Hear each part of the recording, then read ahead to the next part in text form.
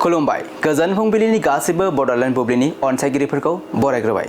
दिनै 20 सेप्तेम्बर सनिबारनि फानजामुथिखौ फरायथिनो लादों आं रबिन बसुमतारिया। फानजामुथिनि गिबियाव दं मेष राशि। नोंथाङा मानिबा जाहोननि थाखाय सोरजोंबा नांलायलायनो हागौ, सांग्राङै थानांगोन। वृष राशि। देहायाव सानाय सुनाय सोमजिनो हागौ, देहाखौ जोथोनै लाखिनाया गाहाम। मिथुन राशि। नोंथाङा गावनि नाजानाय थायोब्ला बायदि खाबु मोननो हागौ, मोजां सान। कर्कट राशि। माबा जाहोनखौ लानानै सोरजोंबा सुथुर जालायनो हागौ, सांग्राङै थानाया गाहाम।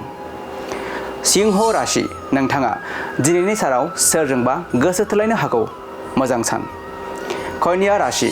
सोरजोंबा नेवसिजानायनि थाखाय नोंथांनि गोसोआ बोरलाबायनो हागौ, गोसोखौ हमथानांगोन। तुला राशि। माबा मोनसे मोननांगौनि थांखिजों आसा खालामनानै थानो हागौ, मोननायनि मिजिं दं। वृश्चिक राशि। नोंथांनि जाफुंसारनायखौ नुना नोंथांनि बिफाया सुखु जागोन, गाहाम सान। धनु राशि। माबाफोर गोरोन्थि हाबा मावफ्लांना खाजानो गिनो हागौ, गाज्रि सान। मकर राशि। नोंथाङा गोबांथार खामानि मावनायनि उनाव देहाखौ जोबोरैनो मेंनाय मोननो हागौ। कुम्भ राशि।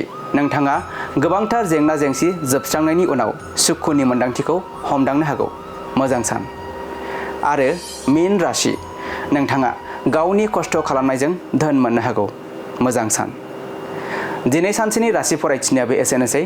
आसा खालामो नोंथांनि दिनैनि साना मोजाङै मोजां थांगोन, बेखौ बड'लेण्ड बुब्लि नखरनिफ्राय मिजिंथिबाय। गोजोन्थों।